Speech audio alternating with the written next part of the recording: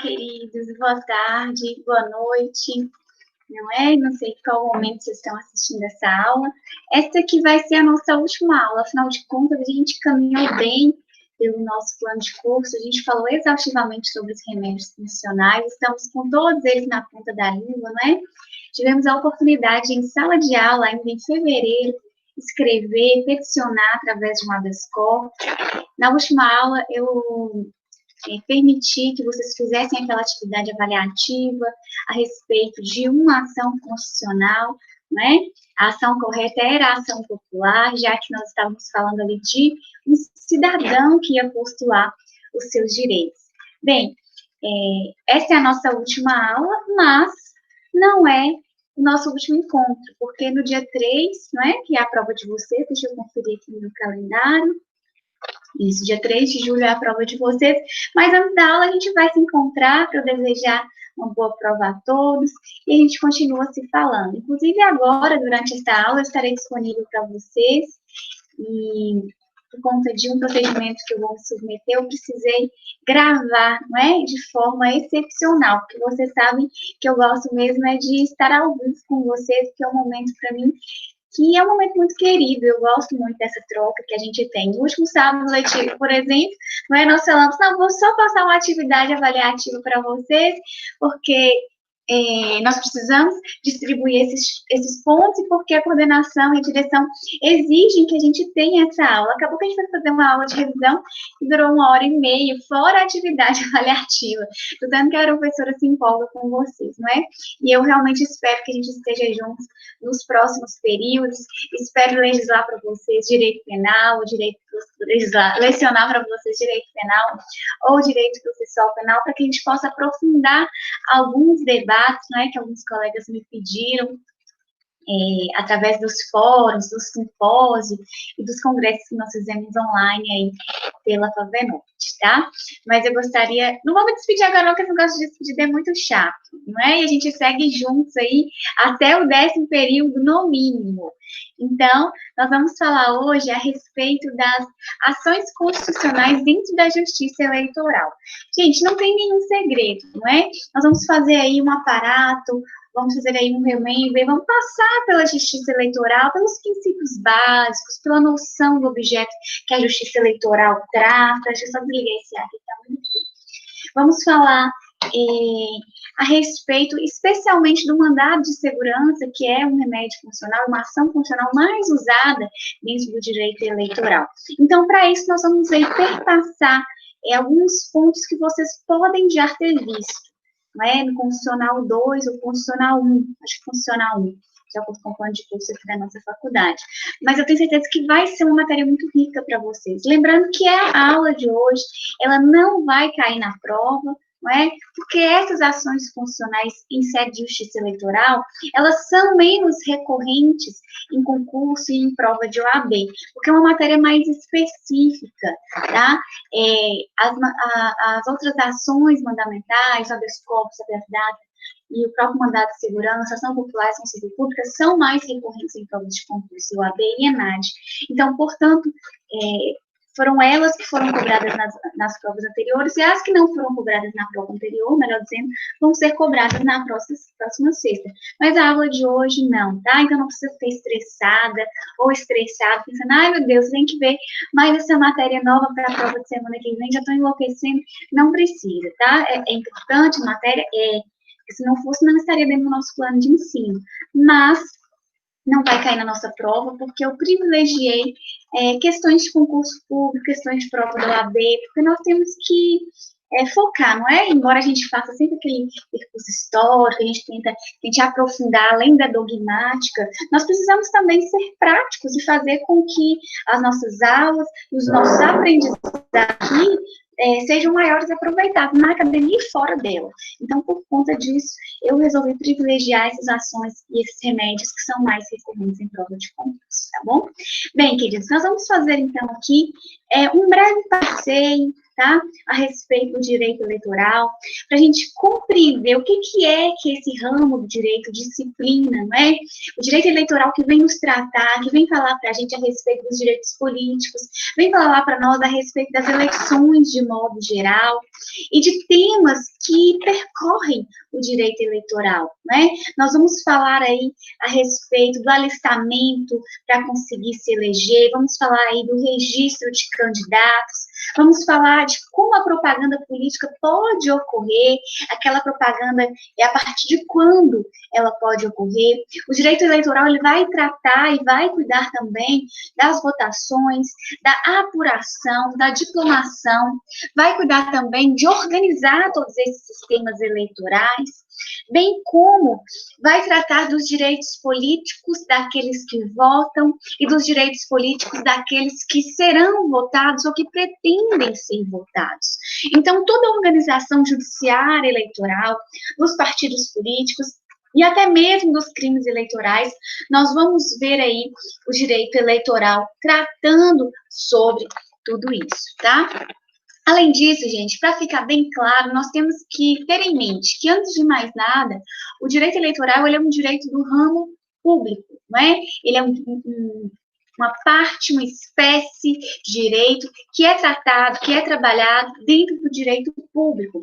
Ele possui institutos muito próprios e peculiares, ele possui normas muito próprias e peculiares. E para eu decorar, do que trata o direito eleitoral? Ele trata, portanto, de disciplinar os direitos políticos e as eleições.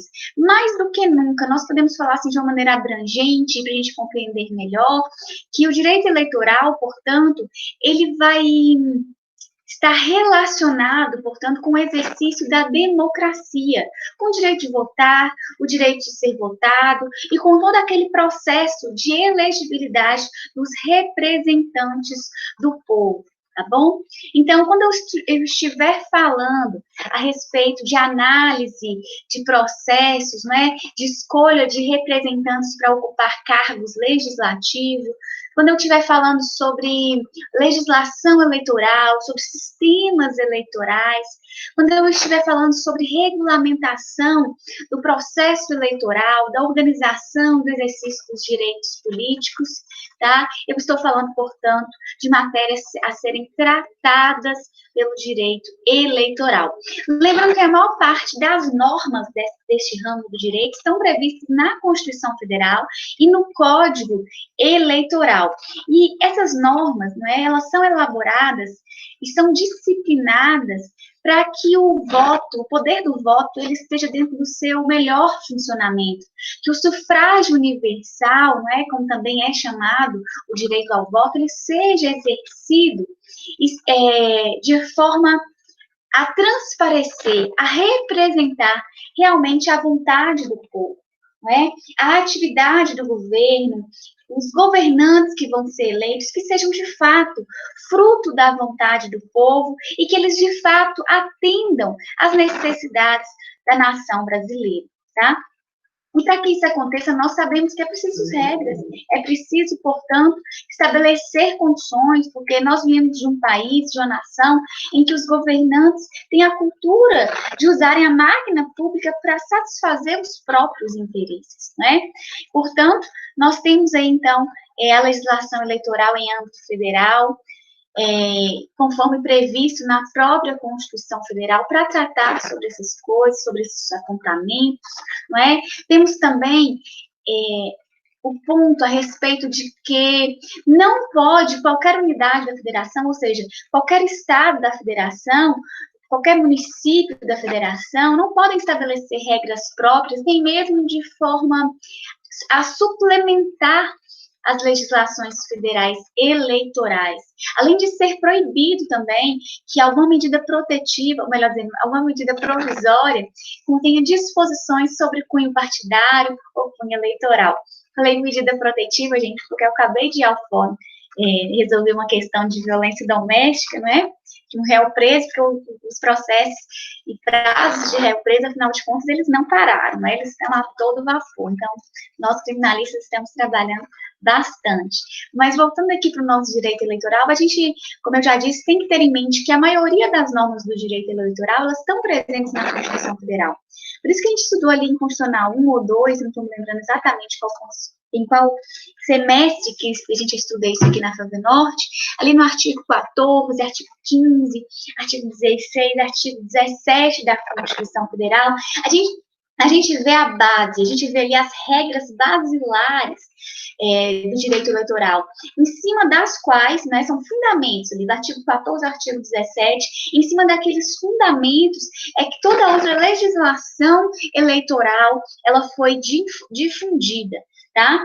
E, além disso, nós precisamos ter em mente alguns princípios, não é, que norteiam o direito eleitoral. O princípio da democracia é o primeiro deles, nós não podemos deixar de falar, porque tudo isso tem a ver com de que maneira as ações constitucionais vão ser manejadas aqui dentro, de que maneira e por qual motivo, com base em que eu consigo utilizar esses remédios e essas ações constitucionais aqui. E o princípio da democracia, ele vem dizer que todo o poder emana do povo. Não é? O povo este que tem participação na tomada de decisões, o povo este que pode participar da democracia de forma direta, não é? É povo este que pode participar e deve dos plebiscitos, não é? Das votações dos seus representantes a serem eleitos, dos referendos. E quando nós estudamos a democracia, a gente precisa entender um dos conceitos mais importantes, que é o conceito mesmo de cidadão, não é?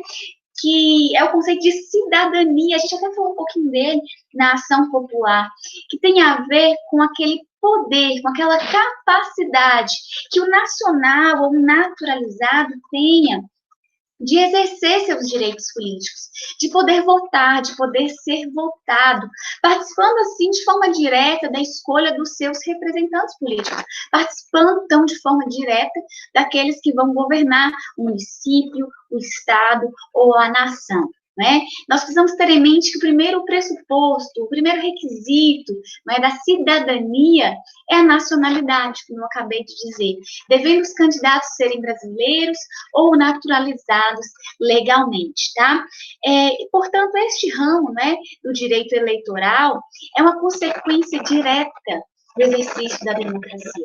É uma consequência direta do fato do poder emanar do povo e do sistema político que a gente adotou no Brasil. Portanto, tem-se a democracia direta como uma forma, não é, do cidadão exercer o seu poder diretamente, sem precisar de um político para fazê-lo, sem precisar de um intermediário, o voto, por exemplo, não é? É uma forma de democracia direta, é uma maneira de colocar diretamente o dedo na ferida, como a gente costuma dizer. Temos também a democracia, que é a democracia representativa.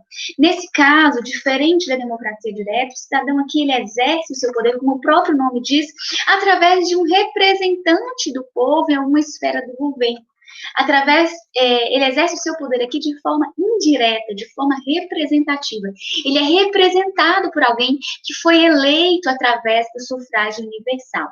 Mas nós temos também no Brasil a democracia chamada democracia semidireta ou participativa, que é quando a gente vê no nosso ordenamento jurídico a legislação como uma forma de petição. É quando a legislação ela nos permite, não é, alguns mecanismos diretos de democracia, mas que nós vamos usar através, por exemplo, do direito de petição, nós vamos usar através do plebiscito, nós vamos usar através do referendo, da iniciativa popular, da própria ação popular, não é? Nós falamos aqui muito a respeito dessa ação que o cidadão pode fazê-lo, mas perceba que, embora ele maneje, embora ele inicie a ação popular, desde que ele esteja em gozo dos seus direitos políticos, ele o faz através da provocação do judiciário. Ele não faz isso de forma direta, não é? Portanto, nós percebemos aí um exemplo da democracia participativa ou semidireta, porque embora ele ajuize a ação popular, embora ele interponha esse remédio, essa ação constitucional, ele não faz diretamente, porque ele precisa fazer isso dentro do poder judiciário, porque é uma ação judicial, tá bom? Temos que ter em mente também que, além das formas democráticas de participação na democracia, não é? Um dos principais meios que nós temos de escolher o representante do povo, o meu prefeito, o meu vereador, o meu deputado, o meu senador, é através do meu voto. né? O voto que pode ser analisado através pode ser repartido, melhor dizendo, pode ser observado. Quando eu vou colocar uma lupa no voto, eu posso verificar que ele tem aí duas questões. Eu poderia dividi-lo aí em dois momentos, no sufrágio e no escrutínio, né? Lembrando que o sufrágio tem a ver com o direito do cidadão de se eleger, ou de eleger alguém e de participar das atividades daquelas pessoas que nos governam. Enquanto que o voto é a forma de manifestar a minha vontade, não é? Escolhendo os representantes que vão estar no poder, escolhendo os representantes que vão conduzir a política no nosso país, ou no nosso estado, ou dentro da minha cidade. O escrutínio tem a ver com a contagem dos votos na fase de apuração dos eleitos, tá bom? Então, o voto, gente, nós vamos perceber que ele é o principal instrumento da democracia. Ele é a forma como eu e como você tem de exercer seus direitos políticos. É por isso que ele é exercido de forma direta. É por isso que eu não posso pedir alguém para ir votar no meu lugar através de uma procuração. É por isso que eu não posso enviar uma carta ou um telegrama para minha cidade avisando em quem eu vou votar. Ele precisa ser exercido de forma direta, de forma pessoal, tá bom? Para cada eleitor. Ele é secreto, eu não vou marcar lá, olha, Carolina Mesquita, Adecilda Gonçalves, André, eu não vou colocar lá o nome de quem votou. O voto, ele é secreto. E não importa se foi o voto de um juiz, se foi o voto de um agricultor, se foi o voto do milionário, se foi o voto da dona da maior loja da minha cidade, da dona da maior herança da minha cidade, ou se foi o voto de um mendigo, ou de uma pessoa sem instrução educacional, uma pessoa analfabeta, não me importa, tá? Os votos, eles têm o mesmo valor. Todos que são cidadãos podem votar, e o voto, ele tem o mesmo valor. E de acordo com a nossa Constituição e a nossa legislação, via de regra, ele é obrigatório, não é? E ele é universal, de forma que todos que estão dentro das condições exigidas e estabelecidas pelo ordenamento jurídico devem votar. Além disso, nós percebemos que de vez em quando, de tempos em tempos, periodicamente, nós precisamos obedecer o calendário eleitoral e votar ou justificar o voto, porque senão nós vamos ter uma série de consequências negativas, até mesmo para tirar um passaporte, eu vou ter dificuldade, vou ser impedida se eu não estiver em dia com com as minhas obrigações eleitorais, né? Então, portanto, ele é obrigatório, é um direito, mas também é um dever do cidadão. Nós falamos, quando fomos tratar de ação popular, sobre a diferenciação entre ação popular e iniciativa popular. Nós falamos que, embora elas sejam irmãs e elas caminhem juntos, né, a ação popular é uma forma de exercer a democracia de forma semidireta ou participativa, mas eu percebo isso quando eu provoco o judiciário, porque a ação popular é uma ação jurídica, é uma ação judicial, e a iniciativa popular, embora tenha um nome muito parecido com essa ação constitucional, não se trata de uma provocação ao juiz, ao magistrado, ao Tribunal de Justiça, ao Poder Judiciário, por assim dizer, não é? A iniciativa popular tem a ver com as propostas de alterações na lei. A iniciativa popular, então, tem a ver com iniciar uma nova lei, não é? E que devem seguir também determinadas regras, e que, no caso da legislação federal, precisa da assinatura de pelo menos 1% do eleitorado do país. Então, eu preciso de pelo menos 1% do número de todos os votantes no Brasil. E não basta que eu pegue todas essas pessoas no estado da Paraíba, ou que eu pegue todas essas pessoas, que tem muitas pessoas, por exemplo, no estado de São Paulo, que é um estado super populoso. Eu preciso de ter pelo menos 5 estados misturados aí dentro desse 1%. Eu preciso ter gente de 5 estados. Eu conto 5 estados e vejo se tem lá para preencher. Então, além do requisito de 1% para uma iniciativa popular de âmbito federal, eu preciso de ter 5 estados misturados. E, além disso, em cada estado em cada estado da Federação da República Federativa, do Brasil, né, tem uma redundância aí, nós precisamos de pelo menos 0,3% de eleitores de Minas Gerais, 0,3% de São Paulo, por assim dizer. Gente, a lei da ficha limpa, por exemplo, é um exemplo muito recente e muito bom Porque nós vimos circular, não sei vocês, mas eu fui uma das pessoas que votei, que participei dessa iniciativa popular, para poder exigir a lei da ficha limpa, e foi assim que ela nasceu. Então, nós percebemos muito, de uma forma muito latente, a democracia emanando do povo, não é?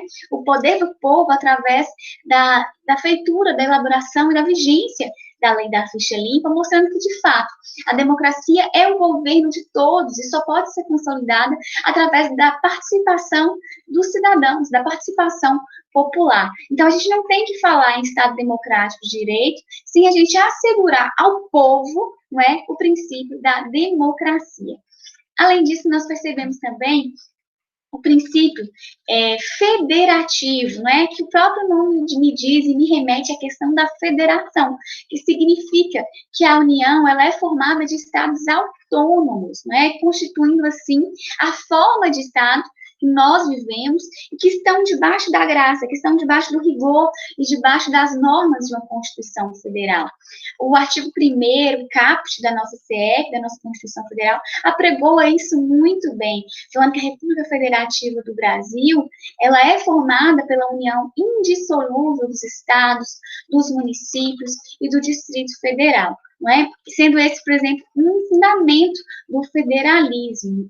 E percebemos também, gente, ao manusear aqueles primeiros artigos da Constituição Federal, que a própria organização da justiça eleitoral é um retrato do federalismo cooperativo, porque a gente percebe uma simbiose, uma junção, uma mistura, de alguma maneira, entre a União e os estados, para que esse ramo da justiça, esse pedaço, esse braço do Poder Judiciário esteja em pleno funcionamento, né? Nós percebemos que a Justiça Eleitoral, ela é composta pelo TSE, que é o Tribunal Superior Eleitoral, pelos tribunais regionais eleitorais, também é composta pelos juízes eleitorais e pelas juntas eleitorais. Então, nós percebemos que a Justiça Eleitoral, ela tem a sua estrutura e a sua formação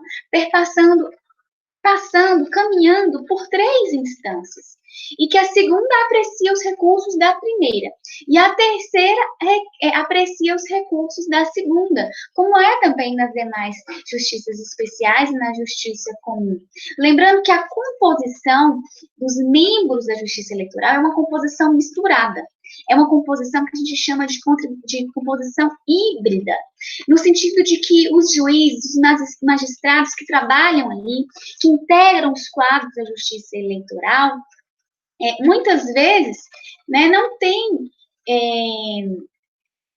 muitas vezes não, eles são de outras searas da justiça, normalmente são juízes que atuam na vara da família e atuam também de forma emprestada ali na justiça eleitoral, às vezes são juiz criminal, às vezes são juiz da vara civil ou da vara da fazenda pública e acaba atuando ali. Tá bom? Então, nós temos que ter isso em mente para clarear ali o entendimento a respeito da formação e da composição deste ramo do ordenamento jurídico. Outro princípio muito importante que a gente não pode deixar de falar é a respeito do princípio da lisura das eleições. Perceba que tudo isso aqui tem a ver com moralidade administrativa, tem a ver com a participação do povo e tem tudo a ver com os remédios constitucionais e com as ações que nós tratamos, não é? O princípio da lisura das eleições, que deve ser observado, obviamente, por todos que participam de um processamento eleitoral, seja o Ministério Público, seja a Justiça, seja o magistrado, seja o servidor público, seja o eleitor, seja o candidato, seja os partidos políticos, né? Portanto, todas as formas de se cometer ilegalidades, sejam perpetradas pelo MP, pelo juiz, pelo partido político ou pelo candidato, atingem a soberania popular, atingem a cidadania, atingem toda a nossa nação. É por isso que é tão importante a gente estudar isso ao lado dos remédios e das ações constitucionais, tá? Outro princípio que a gente vê aqui de forma latente na justiça eleitoral é o princípio do aproveitamento do voto. Né? A gente fala muito no direito penal, e vocês vão se lembrar do princípio in dubio pro réu, né? E aqui a gente pode pegar emprestado um pouquinho esse princípio para comparar e falar que, em dúvida, a gente vai fazer de tudo para que o voto não seja anulado, para que o voto não seja excluído. Nós vamos fazer de tudo aqui para aproveitar ao máximo o voto. Então, nós falamos sobre o princípio do aproveitamento do voto. É a justiça eleitoral, é o direito eleitoral, fazendo de tudo, fazendo o máximo para que o voto ele seja aproveitado, tá bom? Portanto, ele visa evitar a nulidade, não é, dessa forma de democracia direta, e quando for possível, ele vai separar os votos nulos daqueles que não foram fraudados. Então, este é o princípio do aproveitamento do voto. Outra questão que é muito incidente, é basilar, é fundamental da justiça eleitoral, combina muito com a nossa matéria, é com relação ao princípio da celeridade, para que nenhum direito líquido e certo de um cidadão que esteja em gosto dos seus direitos políticos seja prejudicado. O princípio da celeridade que vem nos falar a respeito das decisões eleitorais que devem acontecer, devem vir à tona no mundo real, de maneira ágil. E, portanto, o Código Eleitoral, ali no artigo 257, ele diz que a execução de qualquer acórdão será feita de forma rápida, de forma imediata, através de comunicação, seja por ofício, seja por telegrama, ou a critério do presidente do tribunal, através de cópia do acordo. Poderíamos dizer que hoje em dia até por WhatsApp, até por e-mail, ainda mais em fase de pandemia, para que isso ocorra de forma mais célere, de forma mais rápida. Seguindo o mesmo espírito do princípio da celeridade, nós temos o princípio que fala a respeito da duração razoável do processo e da perda do mandado eletivo, né? A lei, ela estipula o prazo de 1 ano para que ocorra julgamento, desde a propositura da ação, desde o início do peticionamento da ação até o julgamento, para que o eleito exerça o seu mandato sem que a ação proposta contra ele tivesse sido julgada, tá? Esse texto legal, gente, que vem, na verdade, muito bem explicado ali no artigo 97 do Código Eleitoral, ele vem explicitar o princípio da razoável duração do processo de uma maneira muito simples, muito clara, falando que é considerável a duração razoável, considera-se justa, considera-se normal, considera-se bom que o processo, ele dure ao máximo de 1 ano, contado da sua apresentação à Justiça Eleitoral, tá bom? Abrangendo, inclusive, não apenas o primeiro grau, mas as demais instâncias também até o TSE, tá? Pensando aí na celeridade, na objetividade, na segurança jurídica das pessoas que estão envolvidas no processo eleitoral.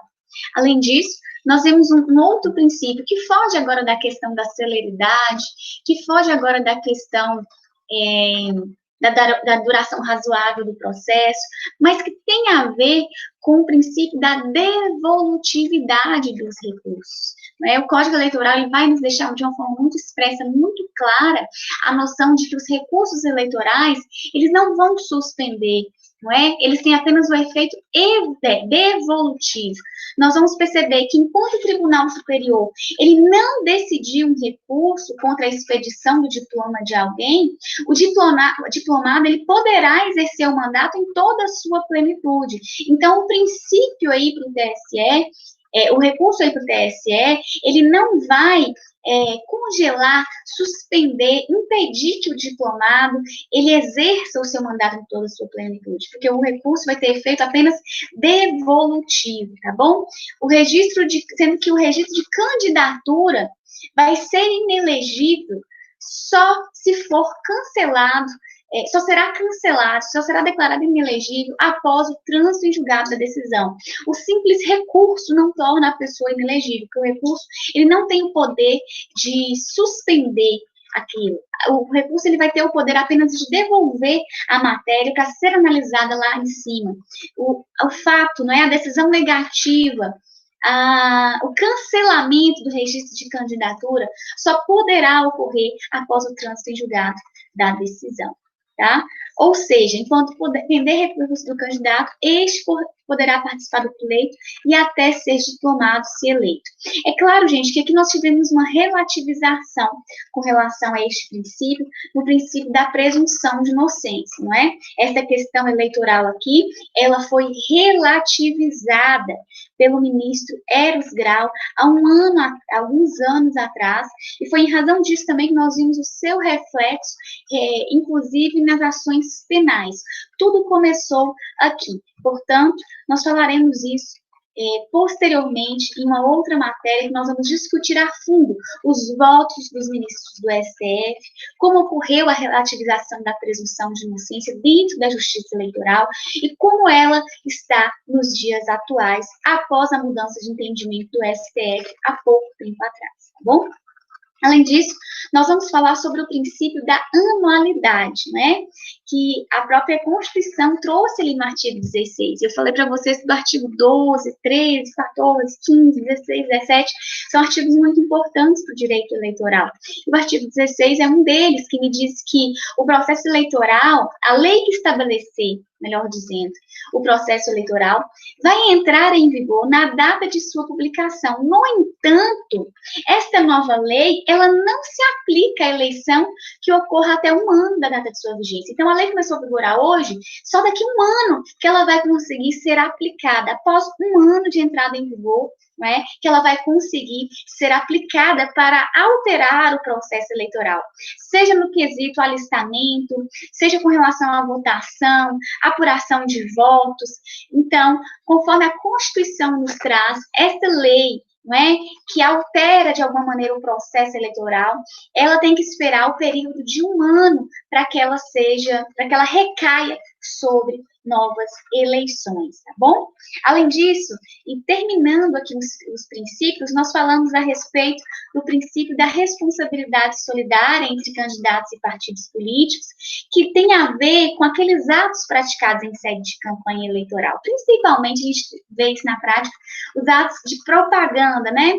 Às vezes uma propaganda irregular, às vezes uma propaganda fora do período permitido, e aí ficava assim, o candidato imputando aquela conduta indevida ao partido político e o partido político imputando a conduta indevida ao candidato, um apontando o dedo para o outro, não é?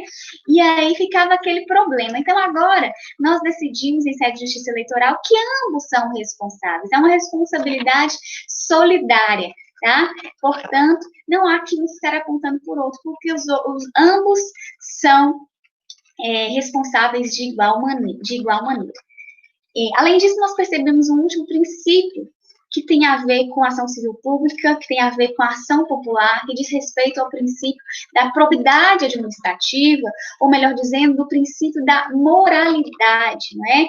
E o princípio da moralidade que versa todo ordenamento jurídico, ele também recai sobre a esfera eleitoral, está previsto no artigo 14, no parágrafo 9º da Constituição, e fala sobre os casos, né, em que a lei vai estabelecer pontos de inelegibilidade para aquelas pessoas envolvidas em improbidade administrativa e imoralidade, né? Lembrando que, como o próprio nome já diz, gente, quando eu estou falando de moral, eu estou falando de ética, embora na hermenêutica jurídica a gente consiga separar aqui esses dois conceitos, aqui no quesito eleitoral nós vamos ter como sinônimos. Quando eu falo de moralidade, de probidade, eu estou falando também de ética, que deve prevalecer dentro do mundo político, dentro do jogo político, a despeito de qualquer disputa, de qualquer interesse pessoal. Lembrando que nós estamos falando de exercer, de disputar cargos de poder em uma república federativa, e como muito bem falado repetidamente, não é? Trata-se de um poder cujo dono é o povo. Então, a ética, a moral, a honestidade, a lisura, como nós falamos anteriormente, a transparência, a legalidade, tem que estar presente em todo o tempo, tá bom? Além disso, nós vamos falar agora, um pouquinho antes do intervalo, sobre as principais fontes do direito eleitoral, que eu já disse para vocês que é a Constituição Federal, o Código Eleitoral também, a Lei das Eleições, Lei das Ilegibilidades, a Lei Orgânica dos Partidos Políticos, e temos também resolução de diversos tribunais.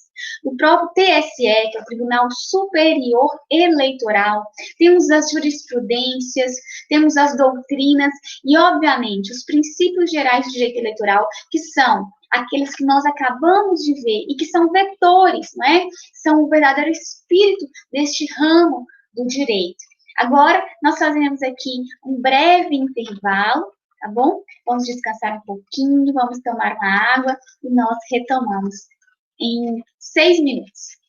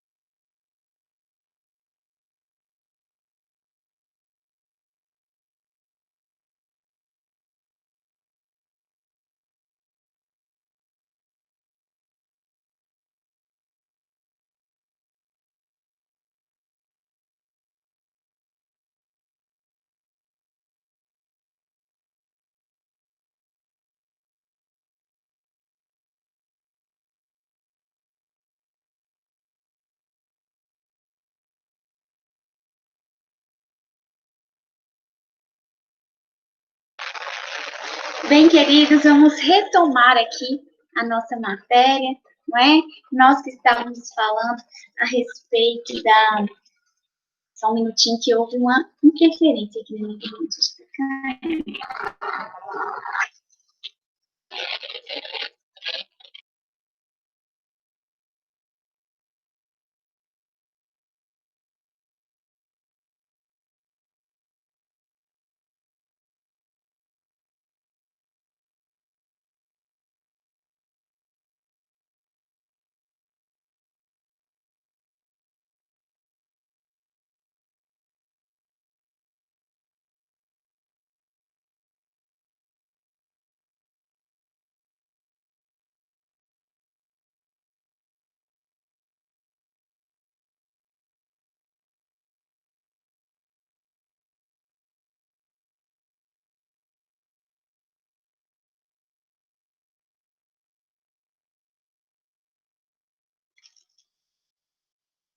Pronto, gente, consegui voltar.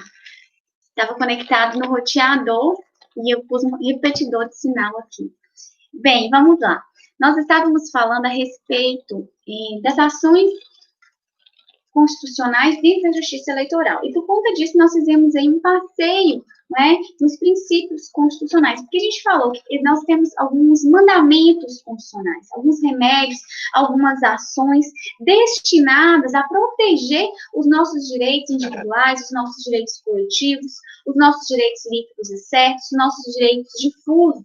nós percebemos para que serve cada uma dessas ações constitucionais.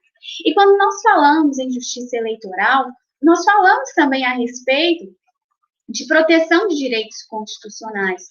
Quando nós falamos em ações constitucionais, nós falamos também a respeito de direitos políticos, nós falamos a respeito de direitos de nacionalidade, direitos civis, não é? E por falar em direitos políticos, foi impossível falar dessas ações constitucionais dentro da justiça eleitoral, não tocá-los, eu preciso dizer que cada cidadão tem início através do alistamento eleitoral. Então, quando eu quero começar a exercer o meu direito político, o que eu tenho que fazer?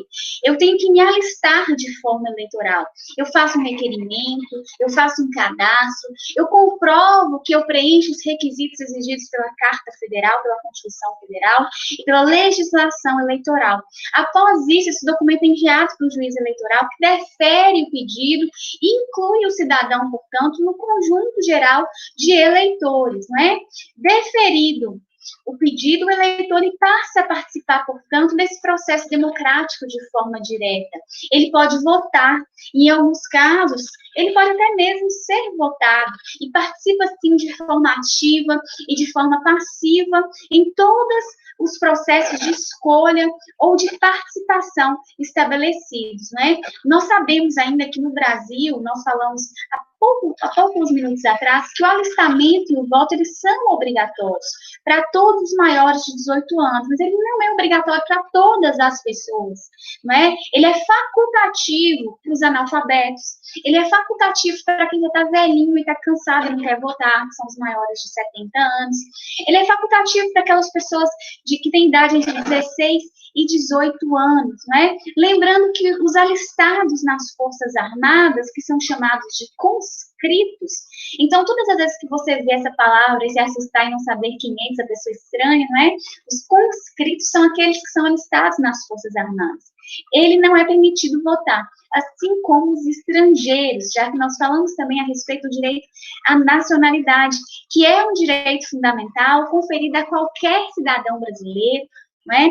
É um direito fundamental para poder eleger ou para poder ser eleito, tanto no poder legislativo quanto no poder executivo. Então, nós temos aí algumas condições de elegibilidade, nós temos aí algumas condições para eu exercer em plenitude o meu direito político. Eu tenho que ser necessariamente um cidadão brasileiro, seja nato ou naturalizado, eu preciso estar em pleno gozo com os meus direitos políticos, eu preciso estar para eu ser votado, não é? Para eu estar preenchendo as condições de elegibilidade, eu preciso estar afiliado a algum partido político e ter a idade mínima exigida para cada cargo, porque nós sabemos que há uma variação de idade para vereador, para prefeito, não é? Para deputado federal, para deputado estadual, para presidente da República, para senador.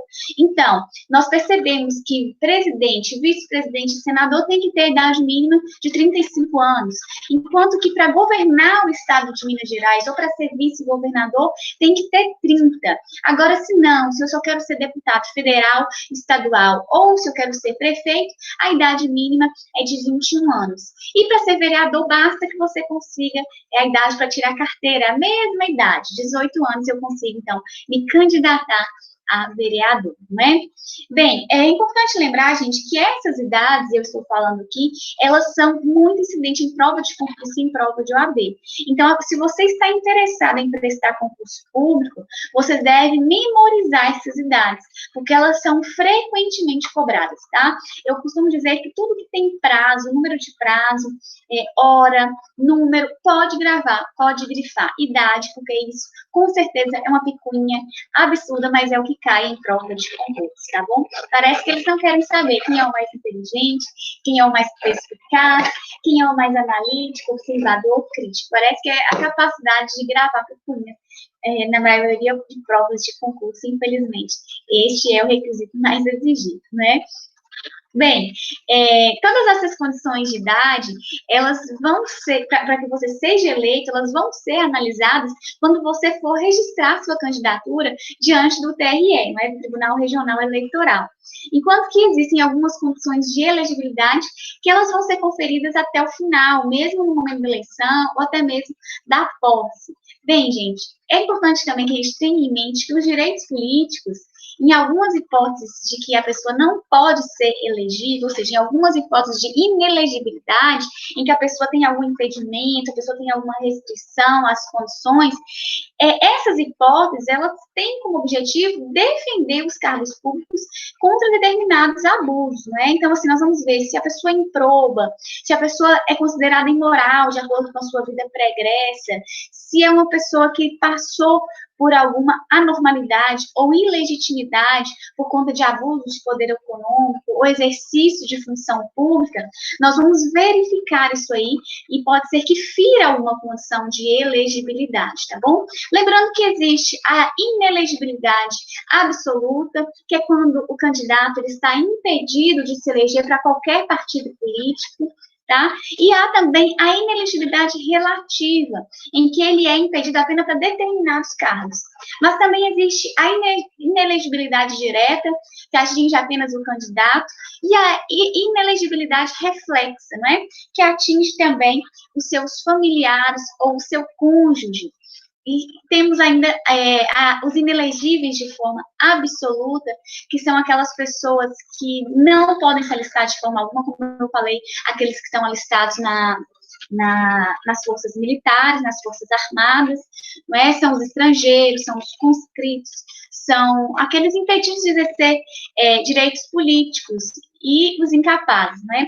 Além dos analfabetos. Lembrando que a Constituição, ela estabelece algumas condições muito especiais para aquelas pessoas militares, né? Podem apenas se candidatar se eles se afastarem da atividade militar quando contar menos de 10 anos do serviço.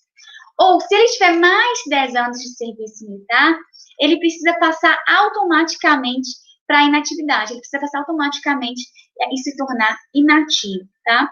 Outra questão de suma relevância aqui para a gente compreender o manejo das ações constitucionais são os partidos políticos, né? Para que possa se exercer os direitos democráticos, os direitos constitucionalmente assegurados, existe a necessidade que os candidatos sejam filiados a partidos políticos e que esses partidos políticos eles estejam registrados de forma devida do Tribunal Superior Eleitoral. Tá bom? Então, é de extrema necessidade que os partidos eles atendam às condições, os requisitos exigidos pela legislação, além de ter fidelidade partidária, ou seja, além dos candidatos estarem ainda dentro das diretrizes estabelecidas pelo partido e apresentar um tempo mínimo aí de 6 meses de estarem filiados. Tem que ter feito a filiação deles em um período mínimo aí de 6 meses, tá bom? Bem, percebemos, portanto, gente, que os bens que a Justiça Eleitoral tutela, os bens que a Justiça Eleitoral protege, guarda, trabalha, são, entre vários que eu citei aqui, a legitimidade e a normalidade das eleições, né? É preciso que haja probidade, lisura, rigidez da campanha, é preciso que haja igualdade na disputa, é preciso que haja liberdade do eleitor para que ele não seja forçado a votar ou que seu voto seja comprado. Então, portanto, nós percebemos, não é, o liame aí, a ligação aí entre a Justiça Eleitoral e todo o processo eleitoral. Lembrando que essa competência da Justiça Eleitoral, o STF vai nos dizer que cessa com a expedição a competência da Justiça Eleitoral, ela acaba, ela se finda, ela cessa com a expedição dos diplomas aos eleitos, tá bom? A partir daí, qualquer problema, qualquer questão relativa ao exercício dos mandatos, tem a sua competência destinada à justiça comum, a justiça aí que tem em todas as cidades, tá bom? Exceto no tocante à ação de impugnação de mandato eletivo, que, de acordo com o artigo 14, parágrafo 10 e 11º, continua sob a ótica, sob os cuidados da justiça eleitoral. Mas é bom que a gente decore, que a gente se lembre sempre, não é? Daquela máxima do direito eleitoral, que me diz que com a diplomação dos eleitos, encerra-se a competência da Justiça Eleitoral. Mas não é um encerramento, não trata-se de uma máxima absoluta, tá? Já que, conforme a gente sabe, a competência dessa justiça, que é uma justiça especial, a competência da justiça eleitoral é em razão da matéria, portanto, é em razão da matéria eleitoral, tá? Portanto, vamos lembrar também que a própria razão de ser da justiça eleitoral é garantir que os nossos direitos constitucionais, a democracia, sejam protegidos. É possibilitar a realização de uma eleição livre, garantindo, portanto, a normalidade, a legitimidade, a regularidade dos pleitos contra o abuso, contra a influência de quem é dono de poder econômico ou de poder político mesmo, ou até um poder administrativo. Lembrando, portanto, que esta é a grande missão da Justiça Eleitoral. Bem, queridos, nós caminhamos para o fim, estamos quase finalizando aqui esta aula. Eu peço que, se vocês tiverem ficado com alguma dúvida, com alguma questão, que vocês me procurem. Só um minutinho, tem o telefone tocando aqui, mas eu não vou atender por prioridade de vocês, né? Já basta que a aula está sendo gravada no mesmo dia, mas está sendo gravada. E vamos seguir, então, lembrando sempre que o direito ele é um só, né? Quando eu estou falando de direitos constitucionais, eu percebo que o direito constitucional, a locomoção, por exemplo, o direito de ir e vir, ele passeia aí por diversos ramos. Nós vamos falar sobre o direito civil, nós vamos falar sobre o direito penal, nós vamos falar sobre o direito constitucional. E quando eu falo sobre, por exemplo, uma ação civil pública, eu falo sobre ela em diversas questões, porque eu aprendi que ela toca até mesmo o direito ao consumidor, o direito difuso, o direito coletivo, o direito ao meio ambiente, o direito à probidade, o direito à moralidade. E a ação civil pública também tem um objeto político, né? Lembrando que as matérias políticas e eleitorais, elas são conexas e podem tocar a ação civil pública, embora elas vão ser apreciadas por jurisdições diferentes. Nós vemos, portanto, que a ação civil pública, que é um manejo, que é um direito processual, que é um instrumento de defesa da cidadania e que preza pelos direitos constitucionais, ela pode ser, inclusive, manejada em sede de direito eleitoral, em sede de justiça eleitoral, pela questão da probidade administrativa, mas não apenas este remédio, esta ação constitucional. Nós percebemos também a presença do mandado de segurança nessa justiça especializada, que, como nos diria o Pedro Lenza, não é?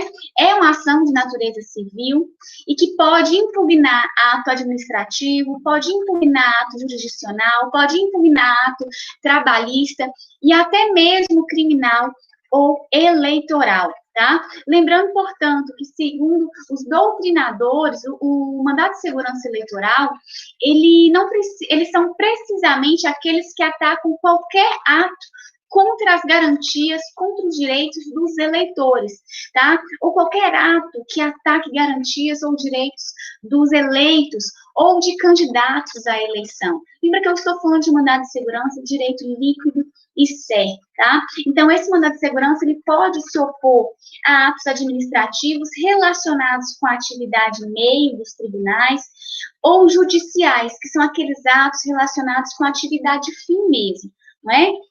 Quando eu falo, portanto, de atividade meio, quando eu falo, portanto, de manejar o mandado de segurança, eu falo sobre atos que proclamam impedimentos, que designam, que impedem, que atrapalham, que retardam, que omitem ou suspendem, por exemplo, a nomeação de juízes para trabalhar em uma determinada zona eleitoral, promotor ou funcionário, servidor público a serviço da Justiça Eleitoral, ou, portanto, alguma portaria que, de forma errônea, de forma inadvertida, desobedece à ordem de antiguidade, ou afasta algum escrivão, ou outras medidas ainda que negam ou concedem vantagens ou matérias relativas a concursos públicos, tá?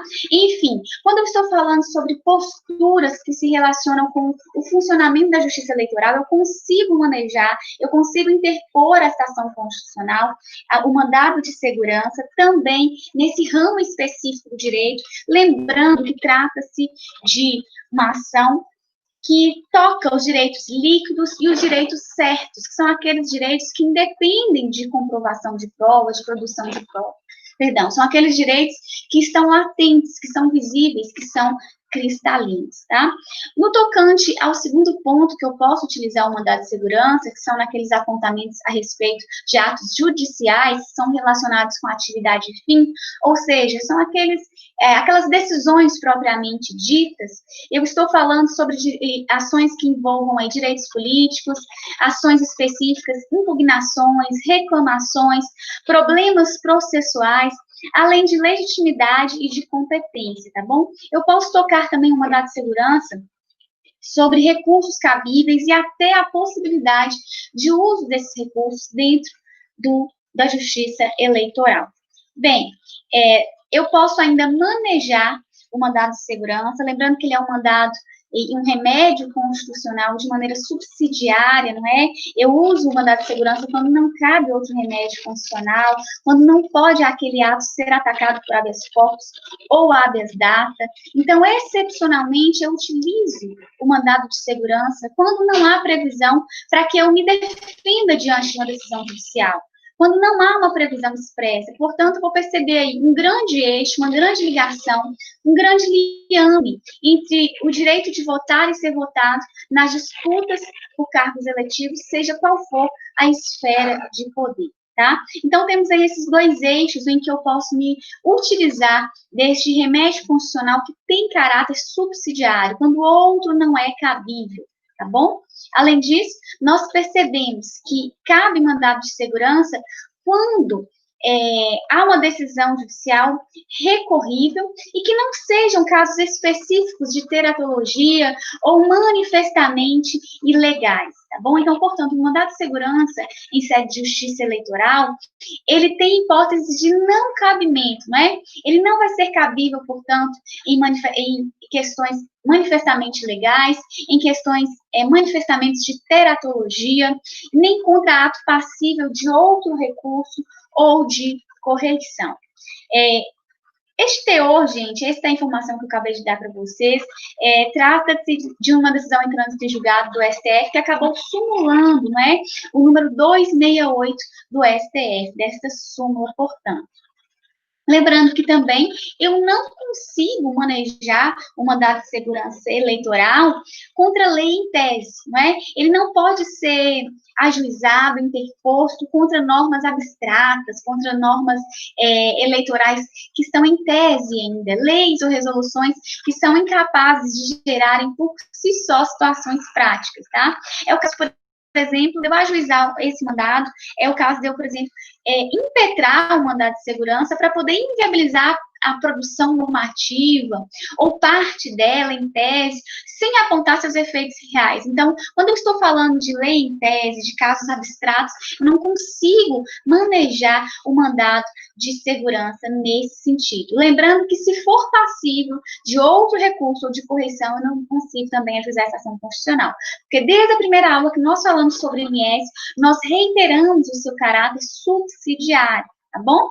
Lembrando que o polo ativo do mandado de segurança, a pessoa que pode manejar, que pode impetrar o mandado de segurança eleitoral, vão ser os candidatos, vão ser os eleitores, os representantes dos partidos, desde que eles tenham sempre, não é? Que também é um pré-requisito do INSS, o direito líquido e certo que foi lesado ou foi ameaçado por uma autoridade pública ou por um agente, e o polo passivo na lide mandamental, tá? Então, o polo passivo na lide mandamental, nós vamos ter aí que são os juízes eleitorais e os presidentes dos tribunais, ou até mesmo os próprios tribunais que estão lesando ou ameaçando lesar um direito líquido e certo, seja do candidato, seja do eleitor, seja do representante do partido político, tá bom? Lembrando que trata-se, portanto, de uma preocupação, não é? para que as eleições sejam neutras, sejam dotadas de lisura, sejam dotadas de moralidade, de probidade. Por isso, nós conseguimos, em sede de direito eleitoral, manejar a ação civil pública, manejar, em algumas vezes, a ação popular, e o mais recorrente de todos é o mandato de segurança, tá bom? E nós temos essas possibilidades graças à democratização do Brasil, ou melhor dizendo, a redemocratização pós-ditadura militar, não é? Em que nós temos ali, através da Constituição, a devolução do poder ao povo, e que nós percebemos, portanto, que a democracia ganha um novo fôlego. Esta Constituição e essa democracia brasileira, que certamente carece de grandes aperfeiçoamentos, mas que é preciso bater palmas aqui nesse momento, porque, de fato, ela implanta, ela aperfeiçoa, e ela traz o exercício da cidadania de uma forma aprimorada, não é? Como consequência mesmo de rompimento daquela ditadura tão terrível que nós estudamos e vimos através de diversos apontamentos em sala de aula. Vimos aqui, portanto, gente, através da ação popular, da iniciativa popular, e relembrando os direitos políticos, relembrando a nacionalidade, relembrando as formas que nós, povo, que nós, cidadãos, podemos tocar a democracia, seja de forma direta, de forma semidireta, de forma indireta, mas que nós podemos fazer valer o nosso local de cidadãos. E nós encerramos aqui, portanto, as ações constitucionais em sede de justiça eleitoral. E eu desejo a vocês uma boa noite, um bom descanso, e nós nos encontramos na próxima sexta para que eu possa desejá-los uma boa prova. Lembrando que a matéria da aula de hoje não cai nesta prova, porque ela não tem grande incidência em concursos públicos ou no exame da UAB, tá bom? Mas, sem dúvida alguma, é uma matéria muito boa de se estudar, e que todos nós, cidadãos, temos que ter domínio, não só os operadores do direito, não só os juristas, tá? Bem, queridos, eu agradeço a atenção de vocês até aqui. Qualquer dúvida, eu estou totalmente à disposição. Recebam o meu abraço, tá? E um bom descanso a todos.